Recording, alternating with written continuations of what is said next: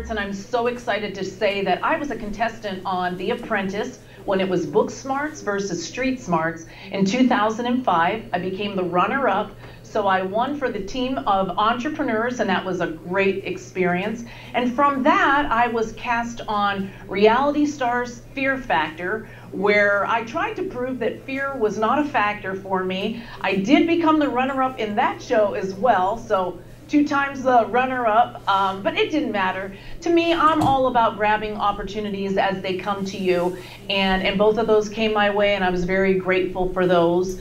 Then I became a professional speaker and business coach. I've also authored some books. One is the book I'm Bigger Than This, which is a self-help book. I had the opportunity of being on Conan O'Brien with my book, as well as the Today Show. And I also wrote another book with wonderful authors and motivational speakers like Jack Canfield, and that book is called The Power of the Platform. And right now I'm in the process of writing another book which talks about how I ended up living in my parents' basement at the age of 30 and transformed myself into the lady that you all are seeing and meeting today, and became a senior advisor to President Donald Trump and being offered a job in the White House. And that book is called Tenacity. Thousands upon thousands of applicants from all over the country have stood in long lines and endured a rigorous screening process, all for a shot at becoming the apprentice. Tana is a mother of 2 who owns a lucrative clothing business and is one of Mary Kay's top-selling saleswomen. She rose to the top with a positive can-do attitude and sharp negotiating skills. When I negotiate, I start small and I add and I add and I add.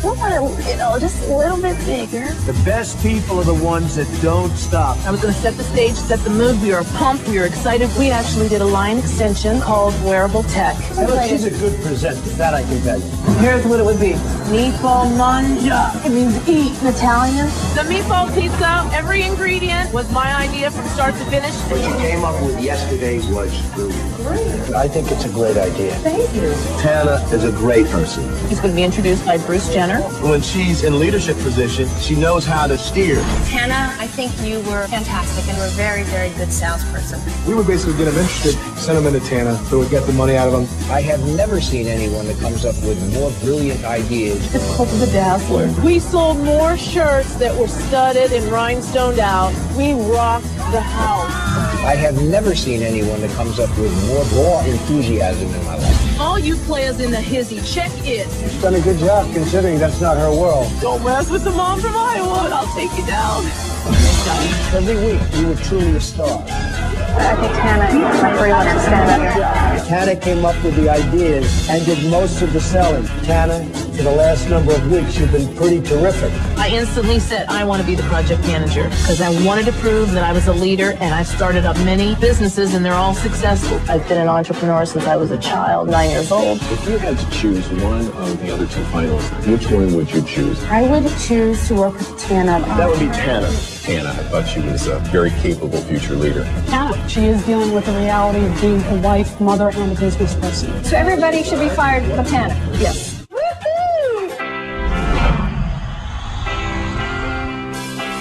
How are you going to deal with killer people in New York City? I'm not intimidated by people, Mr. Trump. I'm just a nice person. Please welcome Tana Goertz. Out of nowhere, you started bringing out the shizzle speech. I didn't need to get me a little bling bling. That is so nice. Now we be talking. We be talking now.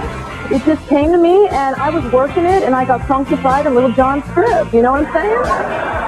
I would hire her just because, she's a brilliant about it. She goes for it. What are your plans now? I wrote and self-published a children's book called I'm Bigger Than This. And I'm still known as the bedazzling queen. Tell me about your insights about him from this perspective of really a man who has made a serious journey and continues to do so. Well, great. I'm happy to. So, he's been a businessman all of his life. And so he comes from a different era.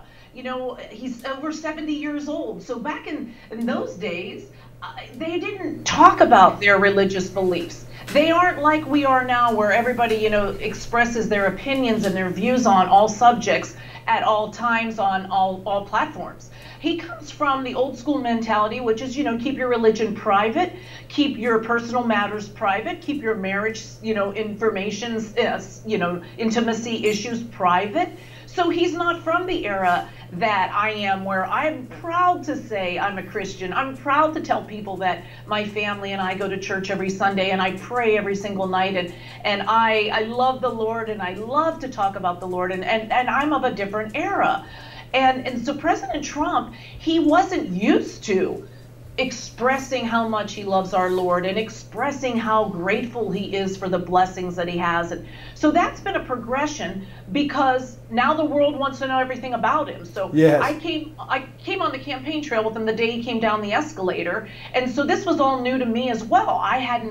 We've never really talked about religion. I knew where he stood on pro-life, because he loves being a father and he loves his 5 children more than anything in the world. And so we had that relationship where he knew I love my children and love being a mother above all of my titles, as he is a father, and he loves that. And so we had that common denominator, that we were both pro-life and both loved the whole institution of marriage and religion and family. And so then now being on the campaign trail with him, people would want to ask him tough questions. And what I respect about him so much is that he touched the very sensitive subject of abortion when no one would touch that. Yes. No politician would ever get close to that subject, because politicians are cowardly usually. And most politicians realize, if I say I'm pro-life, I'm offending all the women and all the men that are pro-choice. I am offending all the people in Planned Parenthood. Those people will now not vote for me. And so they have a conscious decision of winning over what is right, what is ethical. And President Trump didn't care about that. He said, I've been given this platform to be the president of the United States. It's obviously a higher power that has given me this platform. Yes. Just like I believe getting cast of 1 million people, is it coincidental that I'm the only contestant that was ever hired to be on the campaign out of all of the seasons? No, it was a God thing. And so President Trump knew, I am being tested. I have to pass this test because the Lord is watching. How are you going to handle this? Right. And so I'm so proud of him when he said he was pro-life, and what he was going to do to Planned Parenthood, and how he believed that, the unborn child has rights, and we can get into wherever you want to go with this, and I don't want to get ahead of you in the interview, but I was so proud of him, because I looked at that as, he is now looking to serve not only the American people, but our Lord. Our Lord, and yes. I looked at that as a huge test, and he passed it. He did. And we in the pro-life movement could not be happier with the way he has been dealing with this issue, helping our movement, speaking at the March for Life, speaking at other pro-life events and gatherings. And just, one observation that I have had and have made to many others about his dealing with the abortion issue, and you're referencing it as well, the fact that he's not been a politician, that he jumped right into a presidential race without any previous experience in politics, has really been the biggest plus in not only getting him elected, but in his great success as president. Because, he just in terms of how he talks about issues, he talks about them plainly and clearly, just like the American people do around their dinner table and with their friends. And it's not this politician doublespeak and evasion, and beating around the bush. But really, here's what I think, and that debate with Hillary Clinton about where he brought up about the late-term abortion and ripping the babies from the womb up until the day of birth. He said, and when he said this, he just expressed how so many American people feel. He said, well, that might be okay with you, but it's not okay with me. And just that head-on way of dealing with it, we need more and more of that, don't we? I think that's a key to his success.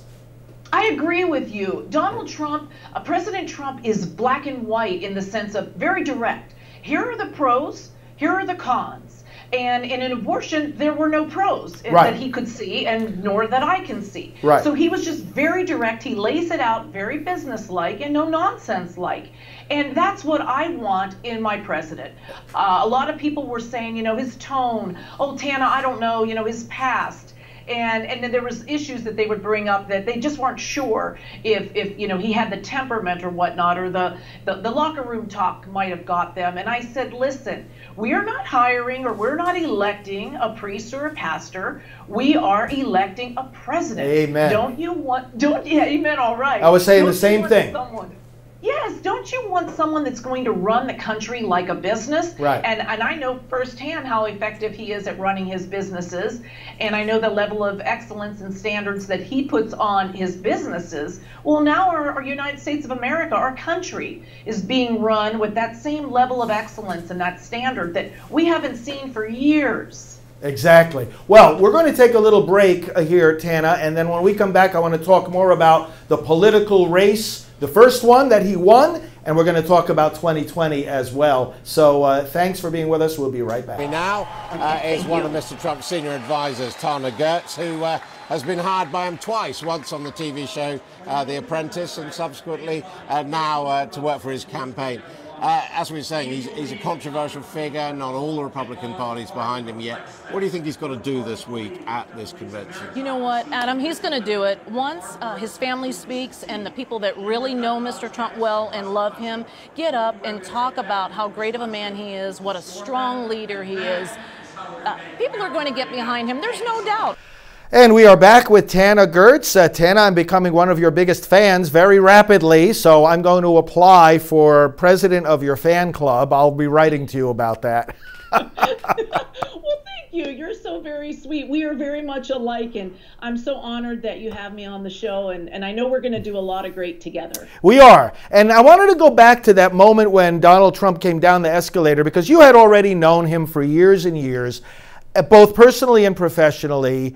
You know, and so many people, I have to laugh when you go back and see the clips of all the, you know, the know-it-alls who were saying, oh, no, you know, there's no way he's ever going to be president. You know, this is going to be a real quick campaign and whatnot. Little did they know what was actually going to unfold. But as someone who knew him, what did you think? And how did you feel when he announced his candidacy? I was so excited. The day he came down the escalator in Trump Tower, I was so ecstatic just because I knew this man. This man mentored me. I worked, I had my 18-week business interview with this guy. Yeah. So I knew what he was capable of, and I knew that he would be an amazing president of the United States because I knew he would run the country like a business. He's no nonsense, and he gets the job done, and he doesn't ever quit. So I knew his stamina. I knew he was one of the hardest working men that I knew. I knew he was also very, very smart and was very eager to learn new things. So my only concern was how was the American people going to receive him? And I was praying that there were so many people like me that were fed up with wanting our government to take care of us, and they wouldn't. They were taking care of themselves. So the minute he came down and he said he was going to be president, I bet the farm. I literally bet the farm. You did. I bet the farm that he was going to win it, and people thought I was nuts. And I was so glad that I did, because I got to make history with the President of the United States. So he asked you to help in Iowa, right? Of course, you're from Iowa, and so you ran things for him there, and tell us how that went. Well, so he asked me if I put my careers that I loved so much, professional speaking, I had a radio show, and I was a business coach. I loved all three of those, and he said, hey, I need you to put your careers on hold to help me win, because I have to win the state of Iowa if I'm going to be the president of the United States. Right. And so I said, okay, you know, I'll do that. I knew that it would be a risk that would pay off well. Not meaning financially, because, you know, in the beginning, he was paying for his whole entire campaign. Right. Unlike Hillary Clinton, she didn't care how she was spending it. Well, it was Donald Trump's money. Every MAGA hat he paid for. Every placard he paid for. Every lunch that I took, people that were working so hard and tirelessly for us to win, he paid for. Right. So anyways, I knew that this was going to pay off for me, because I was going to make history with him.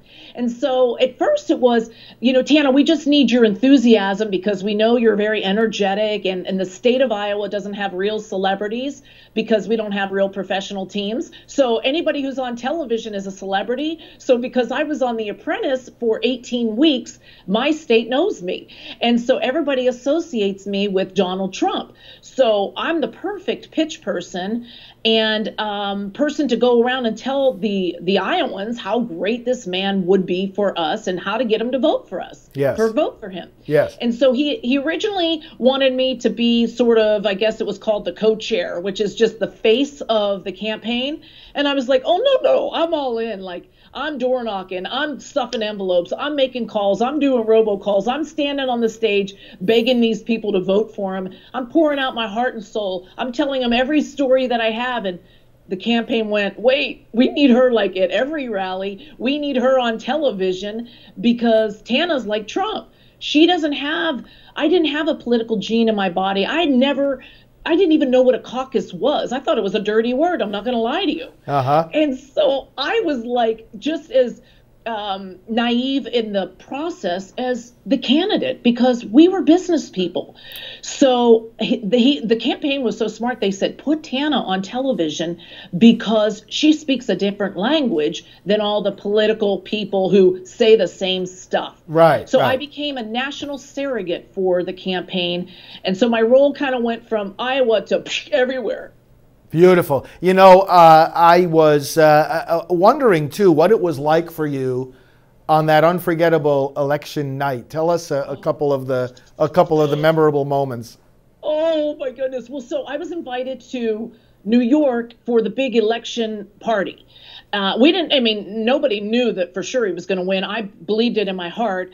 So anyways, I thought, gosh, I really want to be there with President Trump and Melania and all the kids and the family. But I said, but I can't leave Iowa because that would be kind of like one-upping them, you know, oh, I have a better party to go to. Bye, y'all.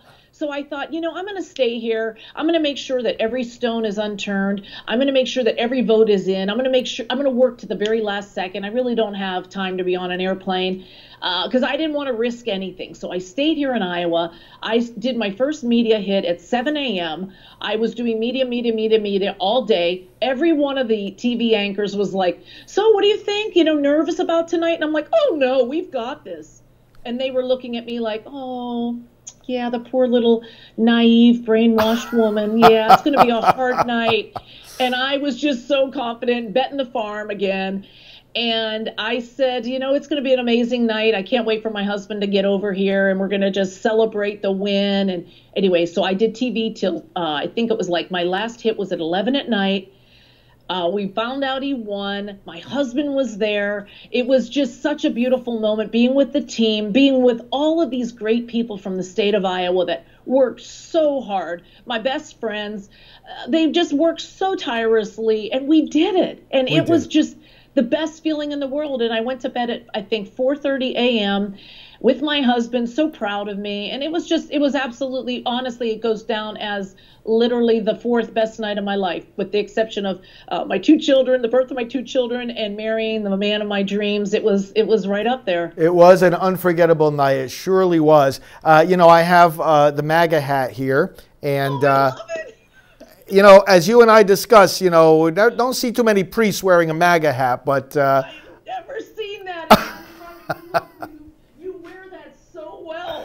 Well, I'm proud to do so, and I've already ordered the Keep America Great hats, which of course will be the slogan for the re-election campaign. I thought this was a really genius slogan for the campaign. I mean, it doesn't express the heart of all of us that voted for Donald Trump. I mean, we believe in America, in its founding principles. It works. It's a system of government that has outlasted so many others with peaceful transition of power. And but it's a country based on an idea, as you know. It's not based on geography, ethnicity. It's the idea. It's the principle of God-given freedoms and the right to life and liberty and the pursuit of happiness. Tell me about, let's talk about Campaign 2020, because you're going to have a very important role in that as well. We're going to work together.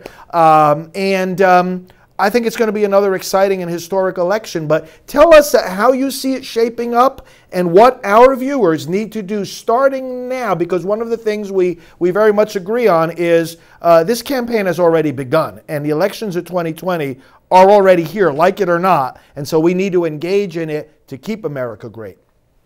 Great. You are so right about that. I do love the slogan. I love the new slogan, Keep America Great Again.